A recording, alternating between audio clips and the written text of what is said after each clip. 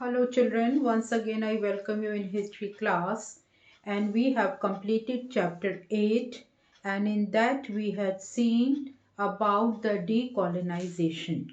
And today I am going to discuss the structured questions because short question answers are easily given in the book. So I'm going to start page 149 where structured questions are given. So you better note down the points as well as I will tell you the page number on which page you may get the answer and what type of points you have to add in your structured answers. So let's begin our discussion of question and answers. So the first question says, why did Mao Zedong take the decision of long march? So first of all, let me tell you that this topic is completed in 3 units, and all 3 units are having questions answers on the one page, and that is on the last page of chapter 8 unit where we are completing the chapter 8.3 unit. So you please turn with me at the back of point 8.3 last topic. So this answer you will get in the unit of 8.1 on page 137. Just turn with me. It is written under the heading of Long March.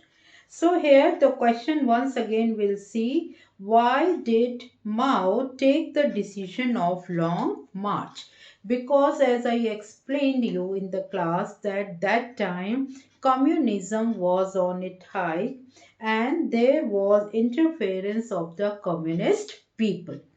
Now, the answer will start from here that Mao Zedong became the leader of the communist, and all these points you will add, and in the middle of the paragraph it says that with all the communist forces, Mao started the memorable and historical Long March.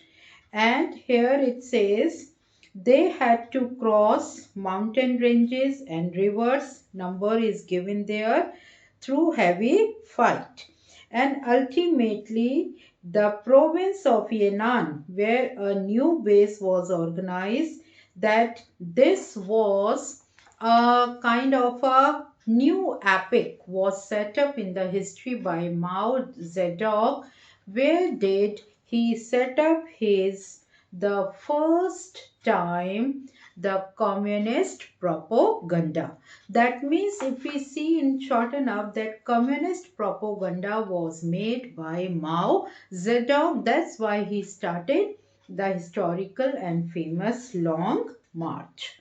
Now the next question, number 2, here it is written, what were the causes for the victory of the communist over the Kuomintang?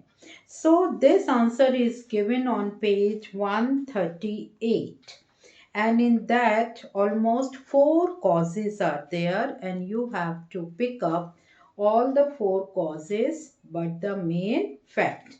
For example, it says the KMT and the National Army faced the main attack of Japanese invasion and strain of long resistance. So here also the government was weak, and who became powerful here once again? The communists. Then second point it says the Chiang Kai-shek and the KM party were discredited for corruption and inefficiency of his officialdom. So Chiang was not prepared to offend his supporters in any way. So this was between the Communist Party and the local party government which was set up there. Then third is KMT party depended more and more on the support of the landlords, and they also wanted to look after the interest of industrialists. The fourth point, it says the communists won the hearts of the people because the recent government was not doing any efforts for the providing proper facilities to the people. There was unemployment problem. The food prices were very high, and the main thing that no progress was made in the field of agriculture and the industries. And this kind of promises were made by the communist group, especially the KMT party, and they wanted to do the welfare of the people. Now, next question. Next question. Question number 3. Discuss the political economic development and the industrial policy of the Republic of China after 1949. So these points are given on page 139, industrial policy. Then you come to page 140 where economic development and political development clearly given in broad headings. From there you can take up the points. Fourth, what was the meaning of cultural revolution? Which group was employed for this purpose? Please turn with me page 140. So here it says the meaning of cultural revolution, the last heading. Here it says that it was started by Mao Zedong. And in this, the cultural development revolution was started because there was problem, because the revolution and the great leap on a Marxist Leninist course. But there was a number of leaders who wanted to set up industrialization on which mode? Russian. They wanted to have modern techniques, modern facilities in those industries, and moreover, it says Mao was not agree. The other people were agree, but Mao was not agree. He did not want to copy the mode of Russian to set up its own industrialization. So he appealed the masses. He wanted to have one cultural revolution. In this, he identified in which the workers or the farmers who were not identified earlier by the government, Mao Zedong wanted to give a particular identification to this class of people. So here you have to take up all that in this movement the Red Guards, mostly the students, played an important role. So in this revolution, students came forward and they played an important role to provide the welfare activities, to give a proper recognition to farmers and the labor class. Then mention two important contributions of Mao Zedong. This you will get on page 141, the last heading. Two contribution. So here it says the scattered China became united, or we can say he played an important role in the reunification of China by the Red Famous Army, right? And his policy of 5-year plan and the great leap forward. What do you mean by great leap forward? To give a jump to the prosperity of China. That Mao wanted to bring back the independence proper, which was badly defeated by Japan, and he wanted to uplift the economy. He wanted to bring prosperity to China. So great leap, right? And the reunification of China and the 5-year plan. This was the main contribution of Mao Zedong. Then come to the second unit 8 point. to here it says why Nkrumah wanted rapid industrialization in Ghana.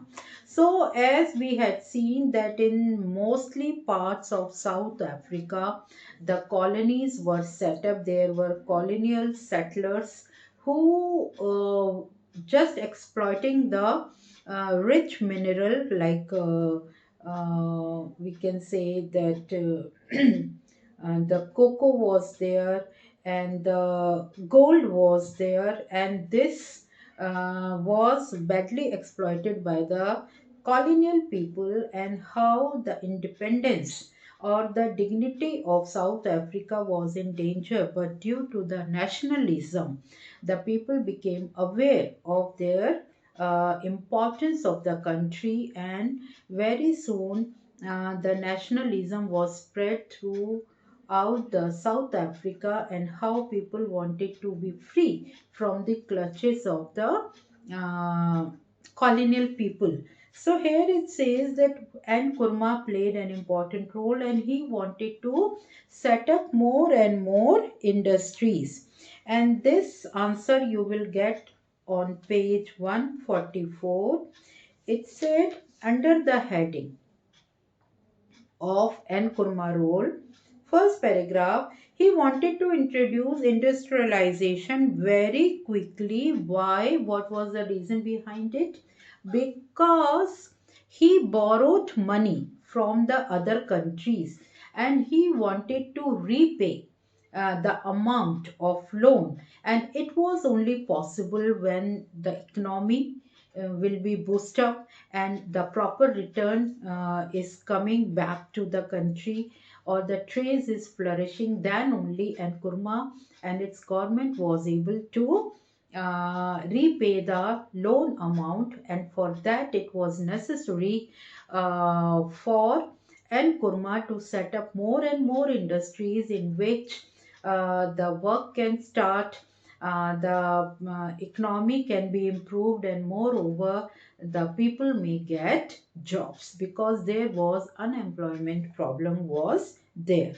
And moreover here it says that he had one more intention behind it, that if more industries would be there, the Africans will become more independent, and in this way we can reduce the import of the foreign countries, and we can be more dependent, rather we will not be dependent on the foreign money, right?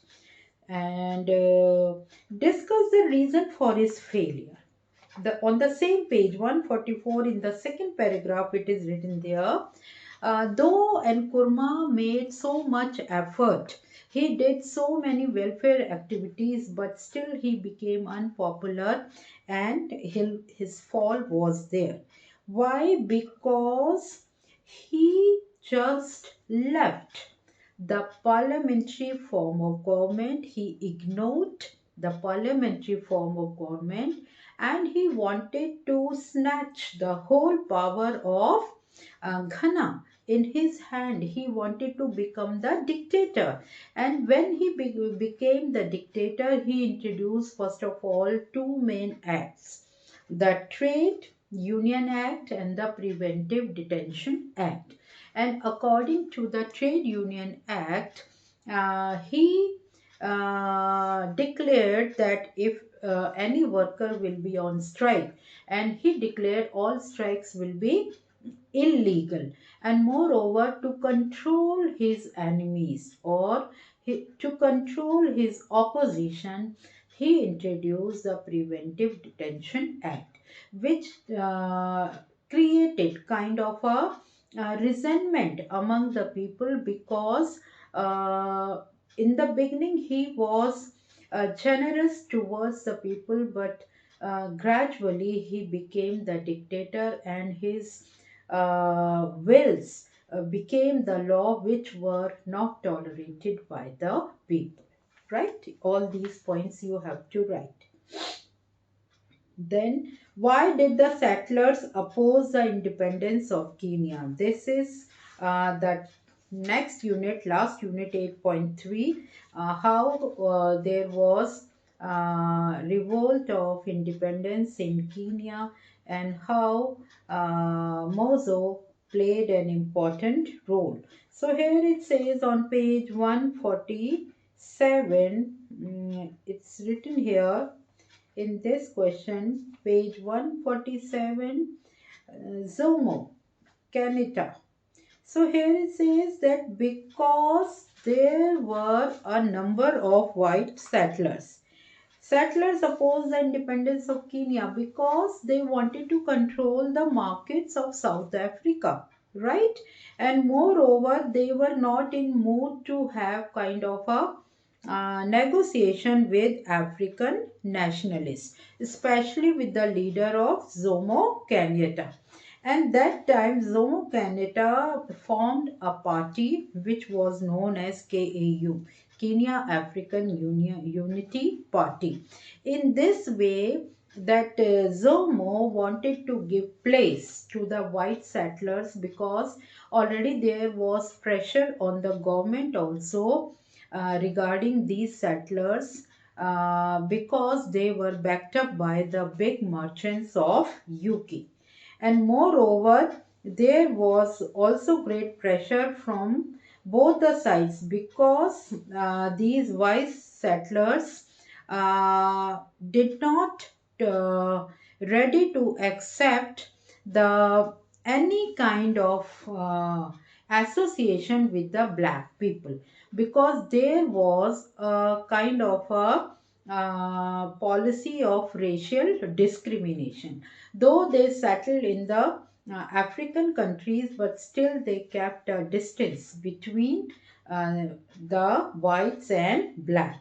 So here it says that to make more progress, that only British allow the 6 Africans representatives in the legislative assembly. So there was almost a legislative assembly of 54 members, but only permission was given for 6 members. That 6 Africans only can be in the legislative members who can bring out the grievances of the African people in the legislative council. So, in all, we can say that white settlers were still having supremacy. They did not want to talk, they did not want to uh, give kind of a freedom to the Africans because they want to dominate the African market, right, as a white settlers. Now, what were the effect of terrorism followed by the Kenyans? In this page 147, second paragraph, it says that the Kenyan people became frustrated. They had taken up the shape of terrorism. And here, very clearly, it is written that Kikuyu tribe was there, who became the more this kind of a tribal people were very kind of a terrorist, and the Mao secret society was also set up. And in this here it says that Jomo Kenyatta was also been arrested because the charges were put up that he is associated with this kind of a secret society and this tribal people. And the British authorities sent up a huge force to control the revolt of the terrorists, and in this large number of African peoples were killed and many of them were arrested and sent to the concentration camp. Then 10th question says how Canada gradually got changed from radical nationalist to a bourgeois politician. So this answer is given on page 148. And here it says that Canada, when he became the president, but later he was a kind of radical nationalist, and he wanted to be a conservative politician. So he banned all other political parties, and in Kenya there was a one only political party, a party state, and he again became the president of that particular party. It is written here very clearly. And agitation also start because what plantations owned by the white settler, it was given by Canada to a particular tribe, as I have already explained you in my lesson, that due to that a jealousy was developed in other tribal people, and the other tribal people revolted against Canada, right? So once again there were strikes, there were disorder, and large number of unemployment was also there. Why did Canada became so unpopular with the people? The same answer will be there, because the black also expressed their anger, and most of the privileges, facilities were enjoyed by the Asian people and the European people, and moreover the social tension also took place. The social tensions means when the internal disturbance started. Internal kind of a war was taking place between the tribal people, and Canada lost faith on the, we can say, because of the favorism. He was supporting a particular tribe, and moreover here it says that leaders also became unhappy. The other leaders became unhappy, and more opposition had taken place. So in this way we can say so much disturbance had taken place in Kenya, and once again the problem started. And meanwhile Canada died, and the vice president Moi, he became the president, and he took up the charge of Kenya in his hand. So in this way Canada did well, but for the welfare of the people. But in later stages he became very unpopular because of his act towards a particular tribe. So that's all for today. So we had done the question and answers completely. You can start doing revision, and question answers will be given to you. Moreover, all the structured questions, all the structured questions are very important. You please write it in your register. In this way, a kind of a revision will be done of this chapter. So tomorrow I'll start chapter 9, which is a very important part in the history, the Cold War, that how did the Cold War have taken place between England, America and Russia. So that's all for today. Stay safe and happy.